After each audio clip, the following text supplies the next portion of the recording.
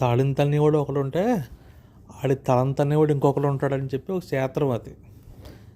ఎందుకంటే ఇది సింహం కదా, నేనే పెద్ద పవరు, నాకే ఎక్కువ బలం అని చెప్పి ఇది ఆ కింగ్ కోబ్రాని గెలికింది వెళ్ళి.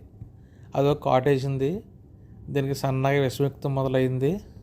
ఇదిగో కొంచెం కొంచెం కొంచెం విషం ఎక్కి గింజుకుని చచ్చిపోయింది.